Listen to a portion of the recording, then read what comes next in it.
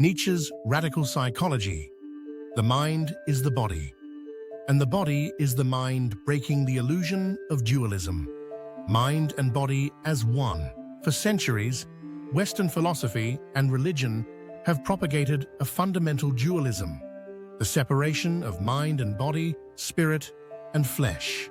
Nietzsche, however, dismantled this illusion entirely. He argues that what we call the mind is not some ethereal, separate entity guiding the body like a puppeteer. Instead, he posits, here Nietzsche inverts the traditional view. The body is not a vessel for the soul. Rather, the mind is simply one function of the body. In other words, the body is not controlled by the mind. The mind is just one of the many expressions of the body. The death of the homunculus, destroying the myth of the inner controller. Nietzsche rejected the age-old belief in a homunculus, a little man inside the mind that commands the body, making decisions as an independent agent. This belief in a separate soul or ego guiding us leads to the neglect of our physical being and an inclination toward asceticism, self-denial, and abstract spiritualism. Nietzsche counters. In essence, our spirit is not some mystical force. It is a function of our physiology. When we feel euphoric, depressed, anxious, or inspired, we tend to believe it is our soul experiencing these states. But Nietzsche would say that it is merely the consequence of biological forces, chemical reactions, and evolutionary instincts at play. Physiology as the basis of psychology. For Nietzsche, psychology should begin with physiology. He argues that the body's biological processes, drives, and instincts, not abstract philosophical ideas, are the real foundation of human behavior. He portrays the body as a complex, self-organizing system.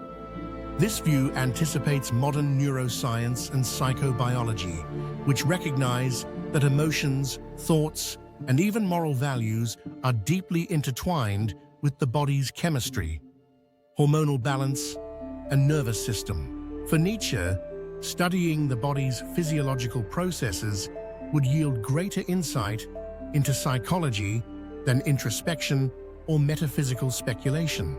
The illness of the soul is really the illness of the body. Nietzsche criticizes religious and moral traditions that attribute suffering to sin, demonic possession, or personal failure, when in reality, most of what we suffer from has physical causes.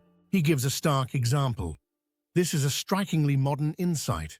Today, we understand how mental illness, mood disorders, and anxiety can often be traced to hormonal imbalances, neurotransmitter deficiencies, or genetic predispositions, factors that have nothing to do with moral failings. Nietzsche anticipates this by arguing that many so-called spiritual problems are simply physiological issues in disguise. Evolution, genetics, and the limits of free will. Nietzsche's psychology was deeply evolutionary. He recognized that human behavior is not purely the result of personal choices, but also biological inheritance and ancestral instincts. He writes, "This means that no amount of moral preaching, education, or self-discipline can completely override our biological nature. We carry within us the instincts, desires, and temperament of countless generations before us. For example, 1. Some people are naturally more aggressive because they descend from warriors or hunters. 2. Others are naturally anxious because their ancestors lived in environments where extreme vigilance was necessary for survival. 3. Some are predisposed to creative genius, but also to mental instability, as history's greatest artists, poets, and philosophers have often shown." Nietzsche does not argue for biological determinism, but acknowledges that our biology sets parameters on what is possible for us. Free will, in this sense, is not absolute. It is a negotiation between our instincts and our environment. The role of environment and chance in shaping the self. Nietzsche rejects the idea that individuals are born as blank slates that can be molded into anything. Instead, he presents a dynamic interplay between genetics and environment, arguing that our drives seek expression and nourishment from the world around us. What does this mean? 1. Some traits flourish when given the right environment. 1. A child with artistic talent needs exposure to music, painting, or literature to develop those gifts. 2. Other traits wither if they are not fed. 2. A naturally assertive person raised in an oppressive household may learn to suppress their instincts, growing up timid and unsure of themselves. 3. Chance plays a massive role. Some people are lucky. They are born into circumstances that nourish their talents. 3. Others are unlucky, born into environments that stifle or punish their natural inclinations. This perspective radically shifts the way we view self-development. Nietzsche is not advocating a rigid fate determined by genetics, but he does argue that we are not as free as we like to think. Our possibilities are deeply shaped by the biological and environmental forces we inherit. Conclusions. Nietzsche's physio-psychology. As a revolutionary approach, Nietzsche's radical psychology foreshadowed modern neuroscience, evolutionary psychology, and genetics.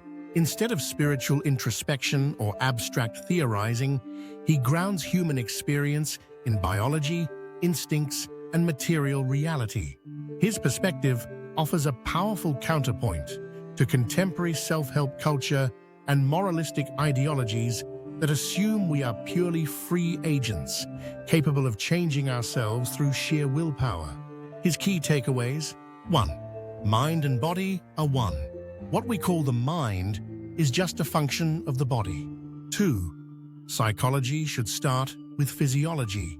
Mood, behavior, and thought are deeply tied to hormones, chemistry, and biology. 3. Heredity plays a massive role. No amount of culture, morality, or education can erase deeply ingrained instincts. 4. Our environment shapes us. Our talents, desires, and personalities flourish or wither depending on the conditions we are exposed to. 5. Chance is unavoidable. Some people will be lucky and find the right environment for growth, while others will struggle due to circumstances beyond their control. Nietzsche's physio-psychology challenges us to rethink everything we assume about free will, personal responsibility, and self-transformation. Instead of relying on outdated moral explanations, he pushes us toward a more scientific, biological, and pragmatic understanding of the human mind. So the question remains, to what extent are we truly in control of who we become? Nietzsche would argue far less than we think.